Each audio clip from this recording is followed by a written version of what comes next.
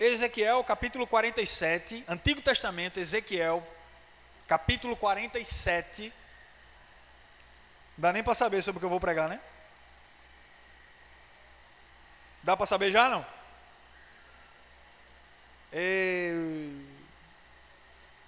Ezequiel capítulo 47.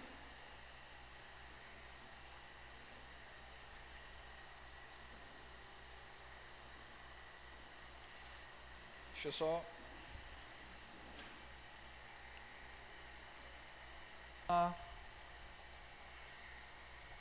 Ótimo.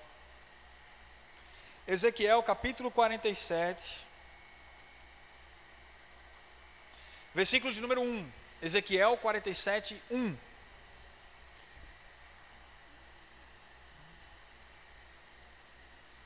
tempo está curto, eu preciso acelerar. Vamos lá. Ezequiel capítulo 47, versículo número 1. O que é que está escrito? Vamos ler juntos? Depois disso, me fez voltar à porta da casa, e eis que saíam da casa para o oriente, porque a face da casa dava para o oriente, e as águas desciam debaixo, desde o lado direito. Deixa eu trocar a versão aqui. Eu acho que é NVI. Deixa eu...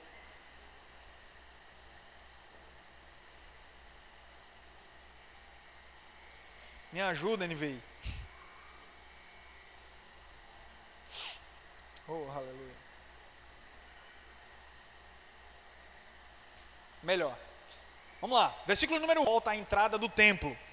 E vi água saindo debaixo da soleira do templo e fluindo em direção ao oriente, a leste, porquanto a casa estava voltada para o oriente. A água descia debaixo do lado sul do templo, ao sul do altar. E em seguida ele me levou para fora, pelo portão norte, e conduziu-me pelo lado de fora até o portão externo, que dá para o oriente, leste, e a água fluía do lado sul. E o homem deslocou-se para o lado oriental, e enquanto se movia, totalizou 1000 côvados longos, isto é, 500 metros, e me fez passar pelas águas que batiam na altura do meu tornozelo. E de novo mediu mais 1000 côvados e conduziu-me pela água que chegava ao joelho. E mediu então mais 1000 côvados e levou pela água que dava na cintura. E ainda mediu mais 500, mas agora era um rio que eu não conseguia atravessar, porque a água havia subido muito e já era tão profunda que só se podia atravessar, que não se podia vencer apenas caminhando. E ele me indagou: observaste tudo isto, ó filho do homem? E transportou-me de volta à margem do rio. E assim que cheguei, notei muitas árvores em cada lado do rio. E ele me revelou: essas águas fluem para o leste, em direção à região oriental, e descendo até Arabá, e ao vale do rio Jordão, chegando ao mar Morto. E ao entrarem nas águas salgadas, estas se tornam saudáveis. Por onde o rio passar, todo tipo de animais, por onde passar o rio, haverá animais e peixes, porquanto essas águas límpidas fluem para lá e saneiam as águas salgadas, de modo que onde o rio passar, tudo ganhará vida. Vou dizer de novo: aonde o rio passar, tudo ganhará vida. Feche seus olhos e vamos orar pela tua palavra. Te engrandecemos por tudo aquilo que o Senhor é e tudo que o Senhor representa para nós. Nós te agradecemos pela tua verdade, nós te agradecemos pela tua grandeza, nós te agradecemos, Pai, pela realidade da tua palavra, e declaramos, Pai, que o teu Espírito tem liberdade hoje à noite. Obrigado por essa oportunidade de estar aqui ministrando a tua palavra. E eu declaro, Pai, Espírito de sabedoria e de revelação, nos conduza, nos ilumine, para que nós possamos compreender, sair daqui cheios de fato da tua sabedoria, no nome de Jesus. Amém? Glória a Deus. Olha só o que está acontecendo aqui nessa passagem, tá? O que está acontecendo de fato aqui. A gente lê um texto de Ezequiel capítulo 47, e é um texto que fala da reestruturação de Israel. Isso mesmo, a reestruturação de Israel. Se você não sabe, exatamente nesse tempo, Israel está cativo, né? Israel está cativo pelo Império Babilônico. O Império Babilônico tomou Israel e fez de Israel uma nação cativa, e fez de Israel uma nação que estava submetida agora a uma nova cultura, estava submetida agora a um novo regime, um novo governo, uma nova identidade. E o religioso começou a adorar outros deuses, começou a negligenciar a adoração. Isso é uma coisa interessante que a gente precisa entender. Israel começou a negligenciar a adoração ao único Deus verdadeiro, ao Deus de Abraão, de Isaac e de Jacó. Está comigo?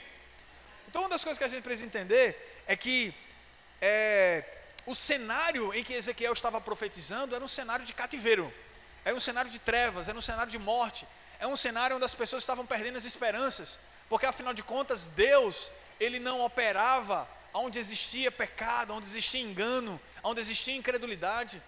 Que tivesse uma adoração sincera, uma adoração genuína, né? As pessoas precisariam voltar à verdadeira adoração, voltar a uma reconstrução de um altar, a reconstrução da adoração, para que verdadeiramente o Senhor pudesse, com a sua mão poderosa, voltar a abençoar aquele povo como Ele sempre abençoou. Amém? Então o povo estava perdido, sem esperança nesse aspecto, e Ezequiel começa a profetizar no meio desse vale. Ezequiel começa a ministrar no meio desse período turbulento, desse período caótico da história de Israel. E é interessante alguns aspectos que a gente precisa entender. Olha só, a crise do exílio, porque toda nação que ela está cativa a uma outra nação, ela perde domínio, ela perde força, ela perde autoridade, ela perde identidade, ela perde toda a potência de vigor, ela perde toda a sua autonomia, ela perde a sua força.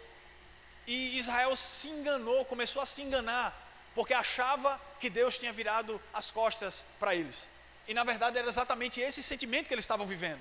Um sentimento como se Deus tivesse se esquecido deles, como se Deus não tivesse mais olhando para aquele povo, quando na verdade as promessas de Deus para o povo de Israel eram muito diferentes. A nação que foi tirada do Egito, né, o Deus de Abraão, de Isaac e de Jacó, que sempre, olhou para aquele povo com um olhar diferente. O povo de Deus era eles, amém? E eles estavam enganados. Agora uma coisa vale ressaltar, eles estavam angustiados. Será que Deus nos abandonou? Será que nós ainda somos o povo de Deus? Será que ainda existe restauração para nós? Será que ainda existe esperança para nós? Esse era o caos daquele tempo. Era exatamente esse aspecto, era esse sentimento que estava no coração das pessoas. E aí vem Ezequiel. E Ezequiel começa a profetizar. E existem 3 aspectos da profecia de Ezequiel que a gente precisa levar em consideração. Quem está comigo? Eu estou indo muito rápido?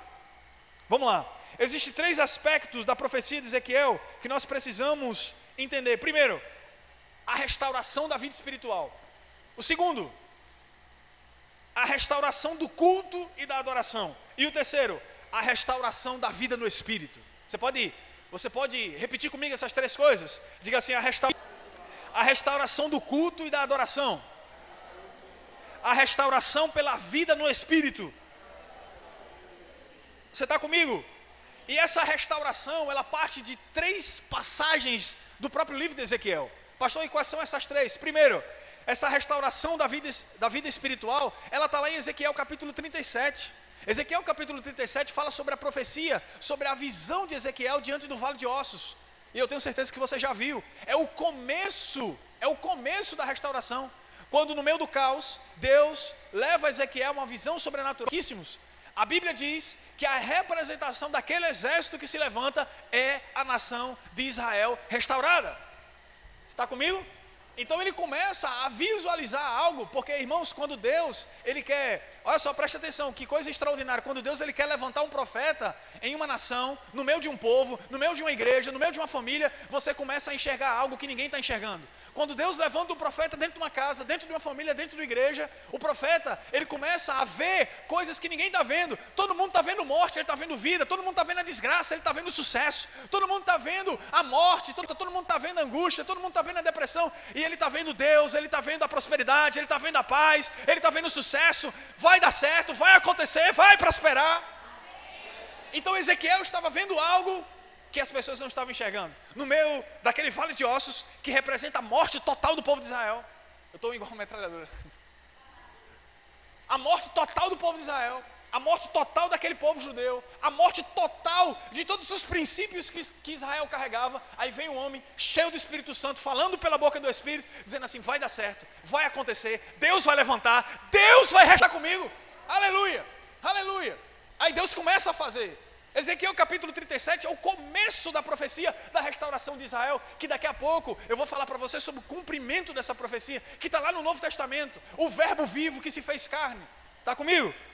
O segundo aspecto, só para você gerar expectativa, o segundo aspecto é a restauração do culto. Ezequiel capítulo 40 até o capítulo 46 é a edificação do templo. O templo tinha sido destruído por conta do exílio, e agora eles começam a restaurar o templo. Ou seja, a restauração do templo é um sinônimo da restauração. Precisariam primeiro, por meio da profecia do Vale de Ossos, Deus estava mostrando a Ezequiel que precisava de um avivamento na vida espiritual. Ou seja, eles estavam mortos, mas agora eles precisariam de vida. A partir do capítulo 40, Deus está mostrando a visão do templo. Deus dá até as dimensões. O tamanho da galeria, o tamanho do portão, o tamanho das paredes. Deus dá a dimensão da reconstrução do templo. Ou seja, Deus dá detalhes de como essa restauração vai acontecer, e Israel começa a se basear em uma visão. Ou seja, aquilo que estava em trevas, aquilo que estava no caos, aquilo que estava sem esperança começa a se reorganizar, começa a se rearrumar, e Israel começa a ter esperança novamente. Será que o Deus de Abraão, de Isaac e de Jacó começou a olhar de novo para nós? Será que nós estamos no caminho certo? Se levanta um profeta dizendo que as coisas vão mudar, que as coisas vão crescer, que as coisas vão para frente, e Deus começa a fazer. Está comigo? É aí que nós chegamos em Ezequiel capítulo 47.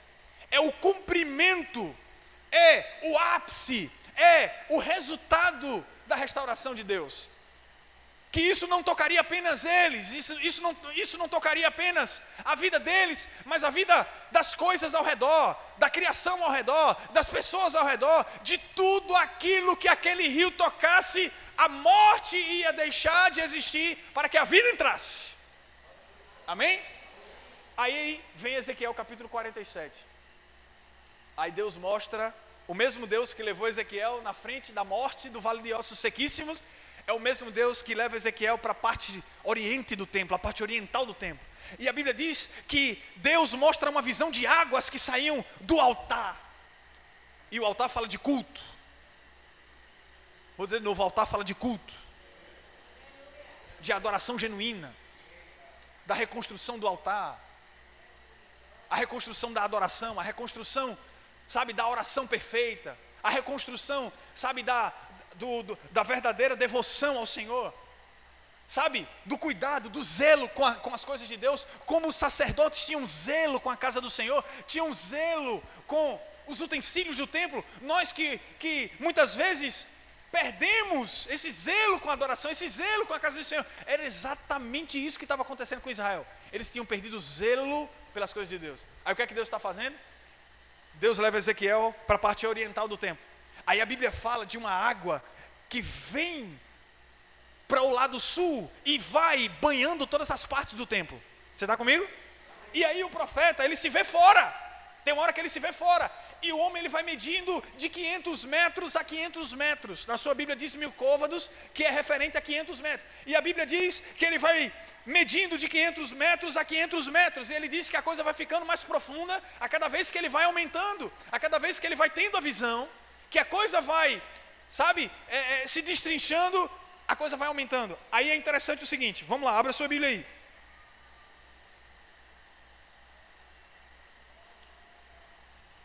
Aleluia.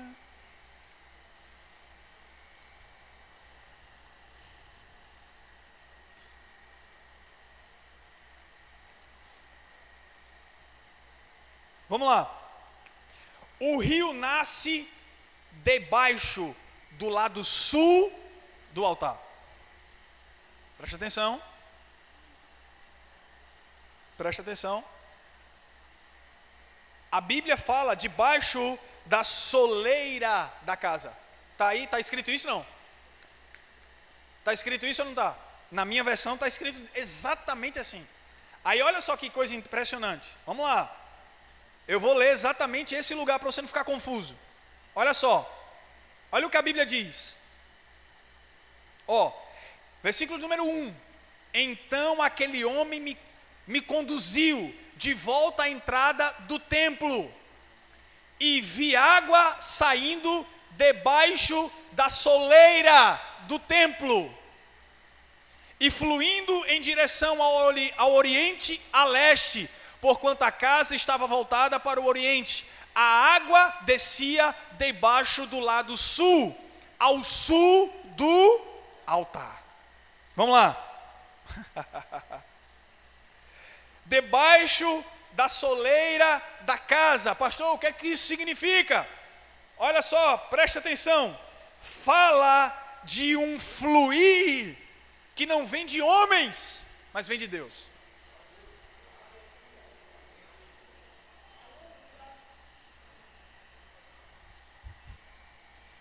Quando ele se vê fora, é uma coisa impressionante, porque o rio vem do altar. E uma coisa interessante é que quando a gente vai para o Novo Testamento, toda a unção e a manifestação do Espírito, ela vem por meio de uma adoração genuína. E é interessante que existe um aspecto muito importante que a gente precisa levar em consideração. Preste atenção. Primeiro, a Arca da Aliança que representava, eu vou abrir um parênteses para falar isso, tá? A Arca da Aliança que representava a presença de Deus no meio dos homens, ela ficava restrita apenas a um ambiente, que era o Santíssimo Lugar. A Arca da Aliança ficava dentro do tabernáculo, dentro do Santíssimo Lugar, e apenas o sumo sacerdote podia ter acesso, né? No dia da expiação, quando ele ia oferecer o sacrifício perfeito, né? O sacrifício de bodes e carneiros que iria perdoar os pecados do povo. E é interessante uma coisa, preste atenção nisso, a representação da arca na nova aliança, a representação da presença de Deus na nova aliança é o Espírito Santo. A presença de Deus na nova aliança é o Espírito Santo. É por isso que quando Estevão está ministrando em Atos capítulo de número 7, quando ele está ministrando dentro do templo, ele diz: Deus não habita mais em templos feitos por mãos de homens. Você está comigo? Deus não habita mais. Aí ele diz assim: por que Deus não habita mais em templos feitos mesmo? Porque a realidade, Deus não habita mais em templos feitos por mão de homens, porque a realidade da nova aliança é a presença de Deus em você. Vou dizer de novo: a realidade da nova aliança é a presença de Deus em você. Então eu carrego a arca. Você pode declarar isso comigo? Diga assim: eu carrego a presença de Deus. Eu carrego a presença de Deus. Aleluia! Eu carrego a presença de Deus. Amém? E toda manifestação de Deus vem por meio de uma consciência dessa presença. Deus se manifesta quando Deus é honrado. Deus se manifesta quando Ele é adorado. Deus se manifesta no meio do seu povo quando o povo dá uma resposta. É aquela coisa que a gente sempre ouve dos ministros. Deus, Ele responde mais respostas do que perguntas. Ou seja, quando nós damos uma resposta em adoração, é por isso que quando os sacerdotes entravam dentro do templo, que preparavam o incenso subia em sinal de adoração, de contrição e quebrantamento, e a glória de Deus descia sobre o altar. A glória de Deus descia sobre eles. Você está comigo? Mas a glória não descia enquanto o incenso em formato de adoração não subia. Então o que é que isso nos ensina? A adoração, ela é essencial para que o poder de Deus se manifeste. E o que é que Deus está resgatando nesses dias? É a adoração genuína. Vou dizer de novo: o que é que Deus está resgatando nesses dias? É a adoração genuína.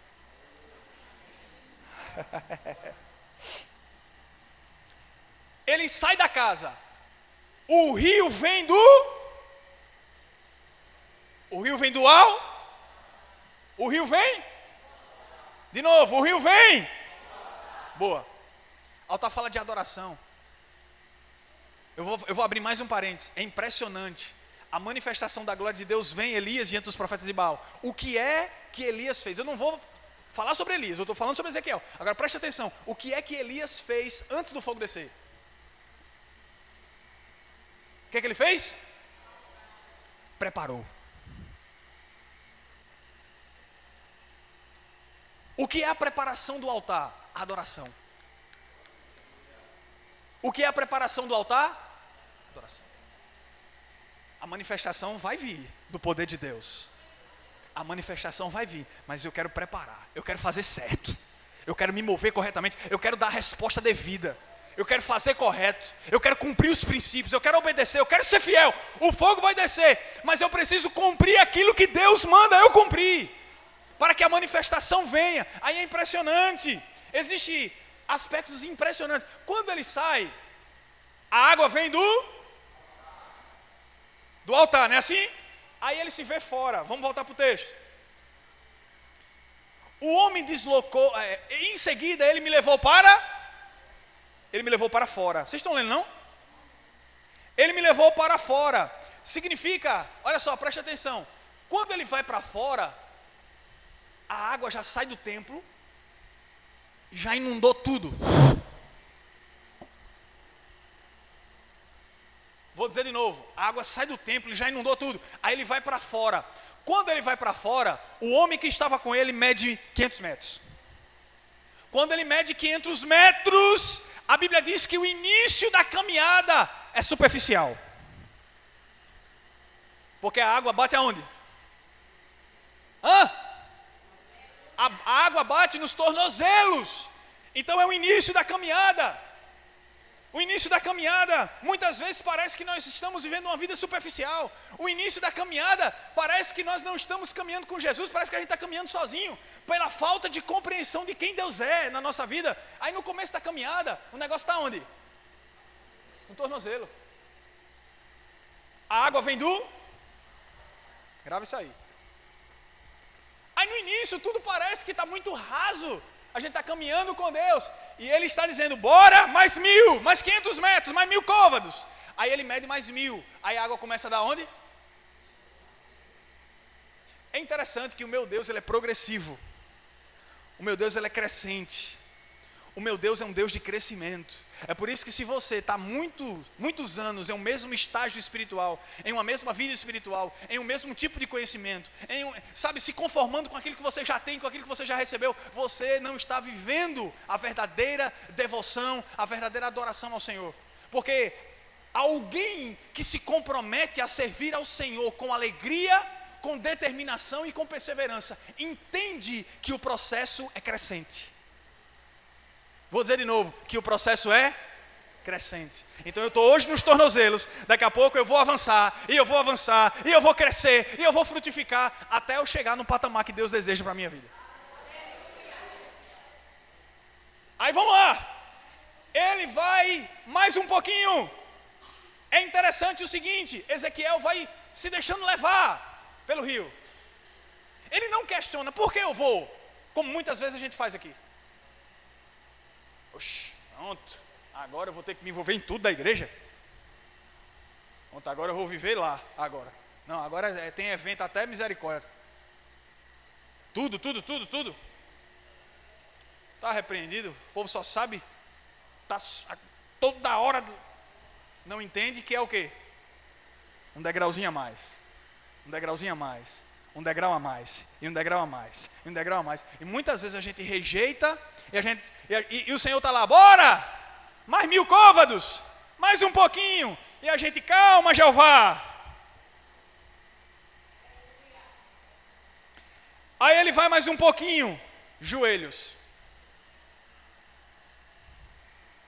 Está comigo?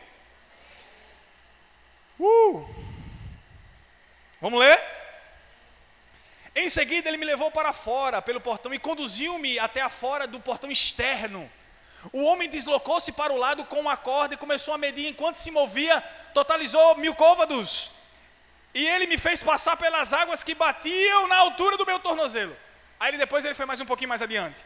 E ele mediu mais 1000 côvados e conduziu-me pela água, que chegava ao... É interessante, ele se deixou ser conduzido. Ou seja, quando nós estamos no fluxo do rio do Senhor, não é eu que conduzo o mover de Deus, é o Senhor que conduz a minha vida. Você está comigo? Aí ele se deixou ser levado. Aí ele mede mais 1000. Aí ele diz o seguinte, olha só, preste atenção. A água chegava no joelho. Então ele mediu mais 1000 e me levou. E a água começou a bater na cintura. E ainda mediu mais 1000. E agora o rio não era impossível de se atravessar caminhando. Existem 4 níveis de profundidade. Vou dizer de novo, existem 4 níveis de profundidade. Tornozelos, joelhos, cintura, águas profundas.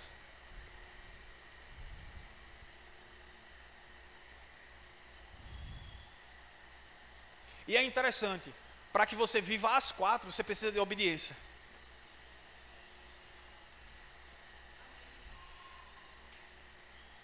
É muito bom ficar no raso. O raso tem conforto, o raso tem segurança, o raso tem entendimento, porque muitas vezes quando você vai caminhar com Deus, você não entende, você apenas vive para Ele, para a glória dEle, e muitas vezes você fica buscando resposta daquilo que não tem resposta.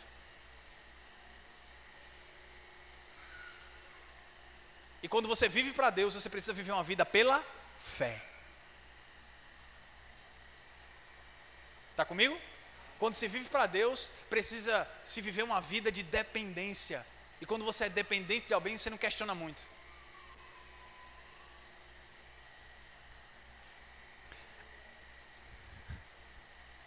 Aí é interessante, versículo 6. O que é que diz o versículo 6? Filho do homem, vês isto? Aí Deus questiona, dizendo assim, tu está entendendo? Não, peraí, irmão.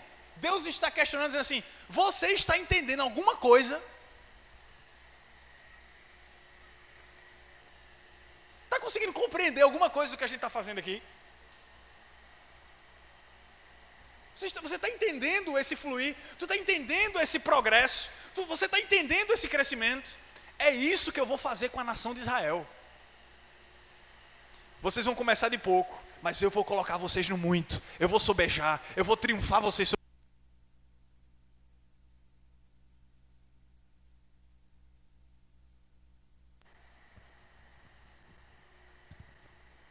Vai sobejar, vai crescer, vai sobejar.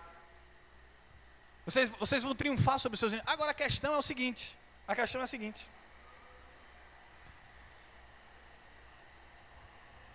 Preste atenção que isso aqui é interessante, ó.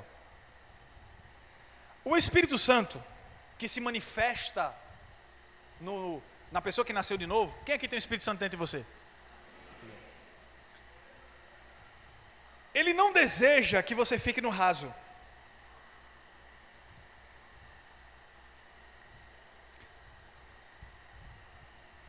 Não é o desejo de Deus que você, crente, fique apenas naquilo que você já vivenciou como experiência de fé, como experiência cristã. O desejo de Deus é que você viva em águas profundas, em um nível muito maior de relacionamento com o Senhor. E sabe por que eu estou falando com isso? É porque tudo aquilo que você já recebeu, sabe por que eu estou falando isso? Porque tudo aquilo que você já recebeu até hoje não é suficiente para te levar até onde Deus quer te levar.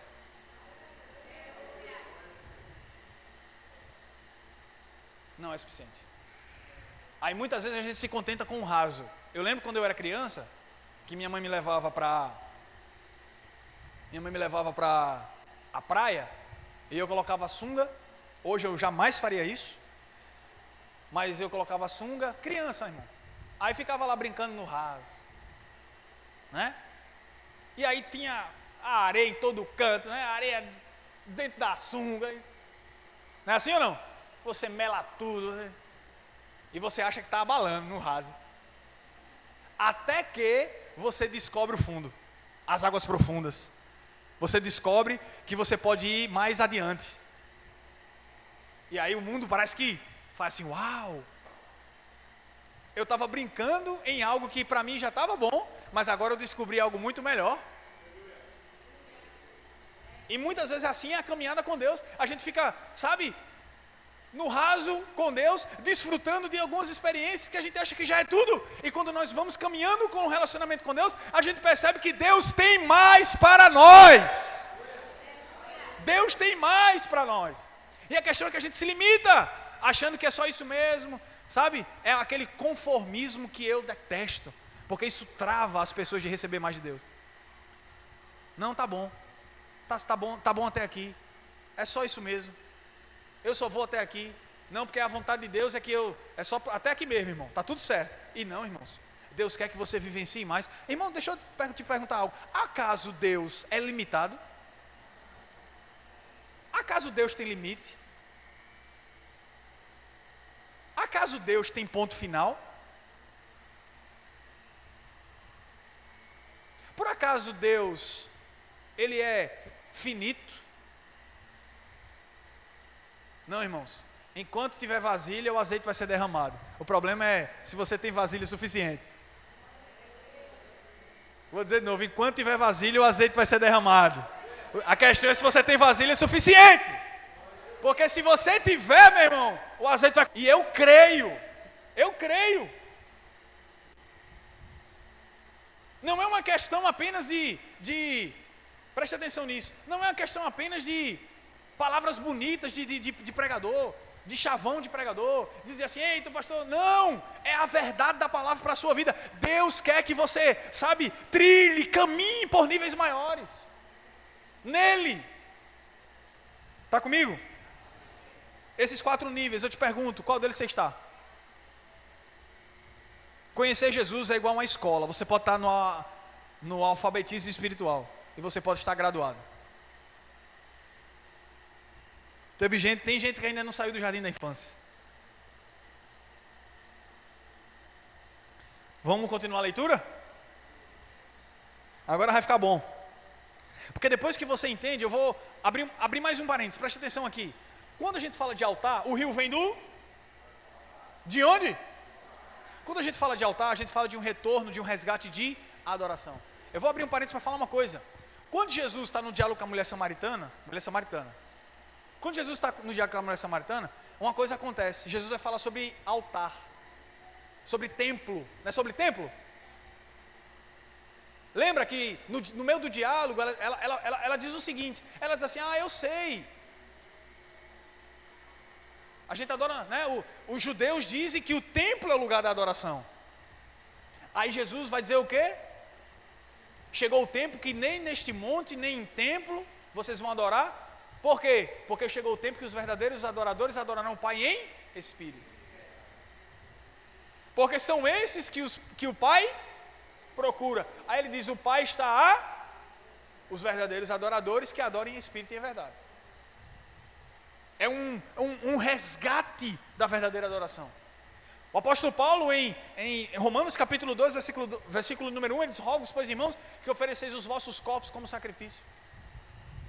E existem diversos textos na Bíblia que fala de que agora a referência do sacrifício somos nós. Que agora os sacerdotes da nova aliança, porque agora nós temos esse compromisso. O apóstolo Pedro, ele retrata a igreja, e quando ele vai dizer que nós somos a nação santa, ele vai dizer também que nós somos o sacerdócio real. Fazendo uma menção justamente de que agora nós temos uma responsabilidade, assim como os sacerdotes da antiga aliança, que apresentavam o sacrifício, que preparavam o incenso, que cuidavam dos utensílios da casa de Deus, com seriedade, compromisso e dedicação, agora somos nós. E talvez hoje nós não precisamos preparar o incenso, talvez hoje a gente não precise preparar os candelabros, preparar um ambiente para o sacrifício, talvez hoje a gente não precise daqueles utensílios da antiga aliança, mas agora você precisa preparar o seu coração, a sua vida, agora você precisa se arrepender dos seus pecados, agora você precisa construir o altar de uma outra forma. Quem está comigo aí? Mas é um tipo de sacerdócio, e que nós precisamos cumprir, eu e você. Nós fomos chamados para sermos sacerdotes. Agora, nós estamos sendo reprovados como sacerdotes, ou nós estamos sendo aprovados? Estamos sendo reprovados ou estamos sendo aprovados por Deus? A Bíblia diz em Êxodo capítulo 30, quando vai falar, a gente mencionou isso, essa madrugada, quando a gente vai falar sobre o incenso que o sacerdote preparava para a adoração a Deus, a Bíblia reprova o incenso para si mesmo. Porque o que está acontecendo nessa geração, preste atenção, sacerdotes que a sua adoração, ela não chega até Deus. Pastor, orei a noite todinha, pastor. Foi mesmo? Foi o que aconteceu. Mudou o quê? Tomar uma aguinha. Pastor, orei a noite todinha. O que foi que mudou? Pastor, eu jejuei 30 dias. Pastor, eu jejuei 50. Ô, rapaz, mais do que Jesus. E aí? Foi que deu? Qual foi o resultado? Obras de palha. O que é que vai acontecer? O fogo vem, consome, leva tudo. Quem está comigo? Porque nós estamos interessados apenas na performance. De dizer que somos mais espirituais do que muitas vezes a pessoa que está do nosso lado. De dizer que somos mais cheios do Espírito do que muitas vezes o irmão que está do nosso lado. E estamos perdendo a essência da verdadeira adoração. Amém? E eu citei essa noite até um exemplo de quando a gente está no estádio de futebol, que a gente grita gol. Quando nós estamos num estádio de futebol e a gente grita gol, o que é que acontece? A gente só faz inflamar o ego do jogador. Não é assim ou não? A gente está no estádio de futebol e grita gol! Eu já estive num estádio, eu sei como é, irmão. Eu estava no estádio, olharam para mim, eu te amo, nem conheci o cara. Eu também, irmão. Jogando laranja, copo de cerveja. Eu disse, está repreendido. Faz tempo já. Estádio o chão treme quando tem gol. É assim ou não? O chão treme quando tem gol. E o que é? E o jogador está só escutando aquele mar de gente. E o coração dele inchado. Cheio de, veneração e uma adoração natural. Só que não é incenso, é apenas som. Vou dizer de novo, não é incenso, é apenas som. E o que é que muitas pessoas estão produzindo dentro das igrejas? Apenas. Vou dizer de novo, o que é que as pessoas estão produzindo nas igrejas? Muitas vezes, apenas em casa. Só som. E a expressão verdadeira de adoração não sobe até Deus como aroma suave.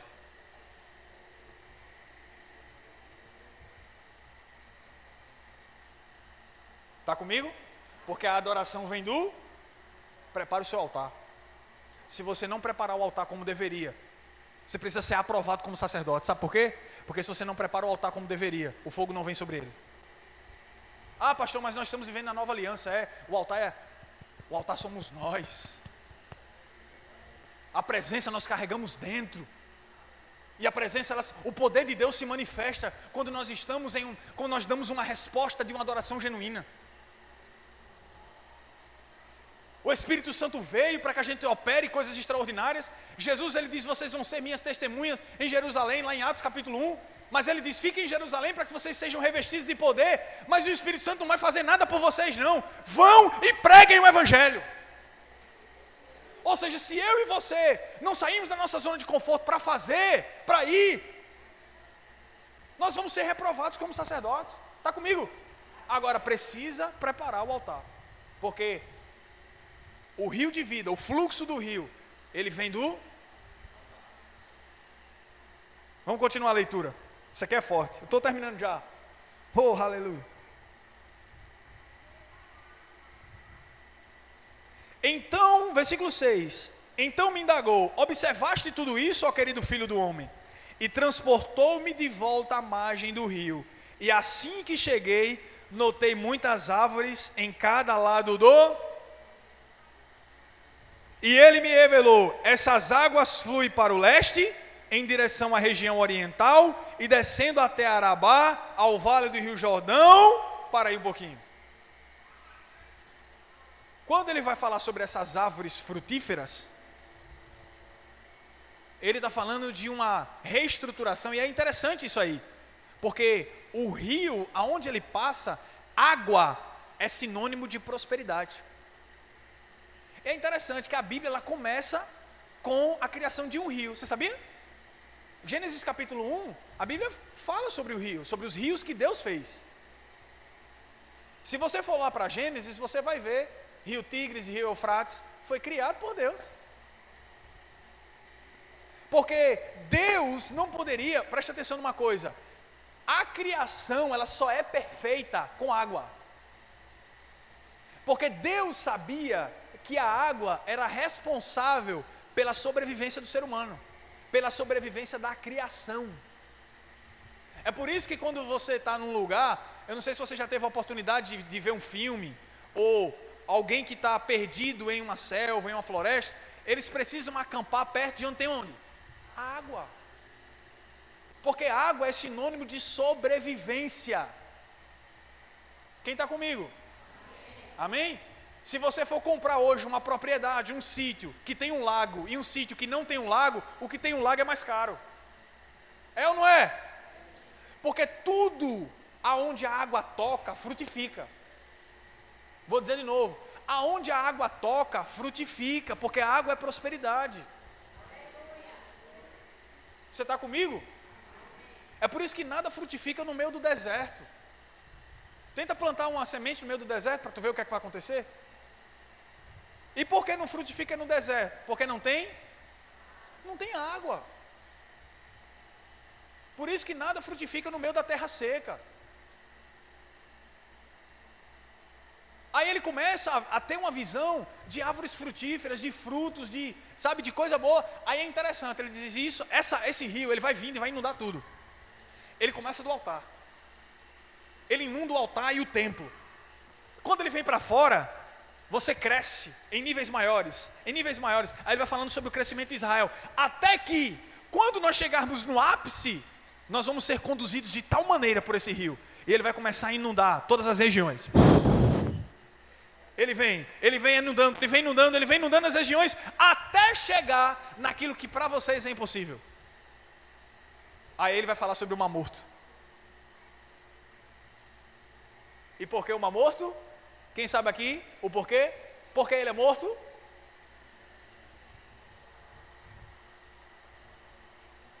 Ele não tem mistura com a outra água, com outras águas. Ele é preso, o seu canal é preso.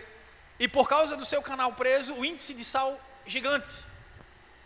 Inclusive tem retratos, até mesmo vídeos de pessoas no Mar Morto boiando por conta do índice de sal. Você não afunda no Mar Morto. Não tem nenhuma espécie de peixe, porque ninguém sobrevive, não tem nada que sobreviva ali. Por isso que o nome é morto, Mar Morto. Aí ele diz, quando o rio invade, até o que está morto começa a ter vida. Vou dizer de novo, quando o rio vai, irmão, o mar pode até ter nome de morto, pode até estar morto, pode estar estragado, pode ter o que for. Quando o rio passa, a vida chega. A vida chega. Acabou. Isso está fazendo uma referência justamente quando nós fomos chamados por Deus, queridos. Nós estávamos mortos. E a Bíblia diz que Ele nos vivificou. E quando Ele nos vivificou, a presença de Deus que agora habita em nós, ela é capaz de vivificar, não só o nosso corpo, mas ele é capaz de gerar vida. É por isso que aonde você tocar, as palavras lançadas, a luz que está em você, ela não fica apenas em você. Chegou o tempo da igreja começar a levar esse rio aonde a igreja chegar. Esse rio precisa chegar junto com a igreja. Você está comigo? Mas tudo parte de um resgate da adoração. Aí eu te pergunto, nesses 4 graus de crescimento, aonde você está? É muito fácil colocar uma placa aí na frente e a gente começar a ter cultos aqui. Mas eu estou ministrando essa palavra para que a gente saia de uma vida espiritual rasa e a gente comece a viver o que Deus tem para a gente. Porque sabe por quê? eu estou vendo muitas pessoas serem engolidas pela rotina, muitas pessoas serem engolidas pelo engano, pelas distrações. E sabe o que é que está acontecendo? Lembra da peça de Giovanni Si, do inimigo invisível? É isso que está acontecendo com muita gente. E sabe o que é que eu tenho feito nesse tempo? É levado as pessoas a uma consciência do resgate das Escrituras. Porque quando a menina está aqui, presa com os seus pensamentos, com as suas lutas internas, com as suas lutas externas, com as suas interrogações, com tudo, sabe o que vem sobre ela? Sabe o que vem no ouvido dela? Sabe o que vem no coração dela? A palavra. É por isso que a revelação para a nossa vida nesses dias é o resgate. A revelação para a nossa vida nesses dias é a volta ao que está escrito.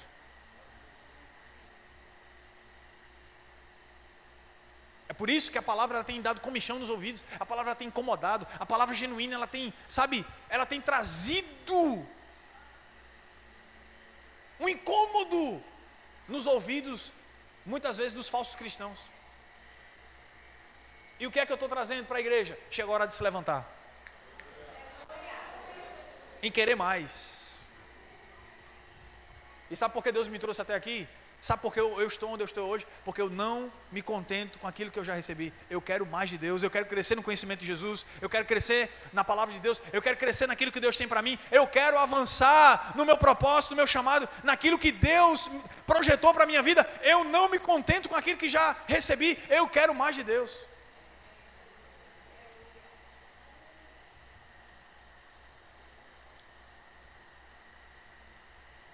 Aí, é interessante, Zacarias capítulo 14, não precisa abrir não abra. Zacarias capítulo 14, versículo 8, naquele dia, correrão águas vivas de Jerusalém. É interessante, Zacarias confirma a profecia de Ezequiel. Porque ele diz assim,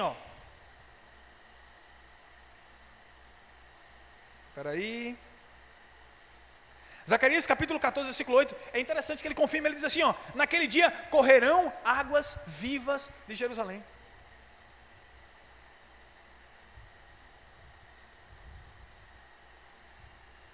Apocalipse capítulo 22, versículo de número 1, e me mostrou o rio de vida,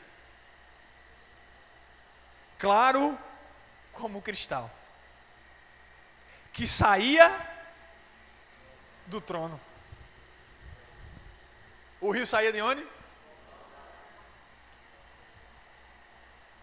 A visão de Ezequiel está fazendo uma referência de duas coisas. Primeiro, do Messias ungido, e fazendo um apontamento para a volta do Senhor. Você está comigo? É interessante uma coisa. A Bíblia ela começa com o rio, ela profetiza sobre o rio e ela finaliza com o rio da vida. Porque o Espírito Santo é o fluxo e a manifestação. Ele é a expressão, ele é a revelação desse rio. Ele é a expressão do rio. Ele é o agente principal do mover dessas águas. É o Espírito Santo. Você está comigo? Sem rio não há vida.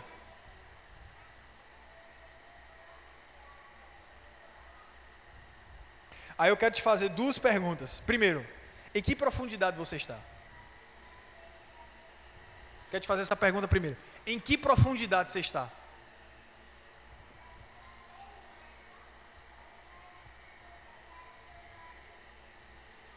Aí eu quero te fazer outra pergunta. Só mais uma para você ficar de pé. A segunda. O rio está fluindo? A primeira. Qual foi a primeira? Em que profundidade você está? A segunda. O rio está fluindo? Ah, pastor, mas a profecia foi sobre Israel, mas se cumpre em Cristo. Porque ele era a água que eles rejeitaram. A água que mata a sede é ele. Ele é o pão vivo que desceu do céu, mas ele também é a água que mata a sede. Inclusive ele é a referência da água que brotou da rocha lá atrás, na antiga aliança, quando os filhos de Israel saíram do Egito. Ele é a água que mata a sede do povo. Inclusive quando ele fala com a mulher samaritana, ele diz que tinha uma água.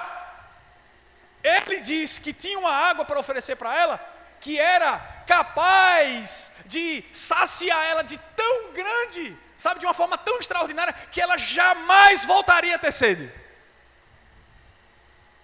Ele é a água da vida. Ele é. Então o cumprimento da profecia é Ele. Agora a questão é, essa água está fluindo? É interessante, o próprio Jesus dizendo assim, se você crê em mim, como diz as Escrituras, do seu interior vai fluir rios de águas vivas. Aí Jesus falando para a mulher samaritana, eu tenho uma água, eu tenho essa água. E ela achando que era uma água natural, dá-me de beber essa água porque eu não preciso voltar aqui para pegar água. Estou falando disso aqui não, mulher. A água era Ele. Se você me conhecer de verdade, você não vai precisar de outra coisa na sua vida. Você está comigo? Fique de pé.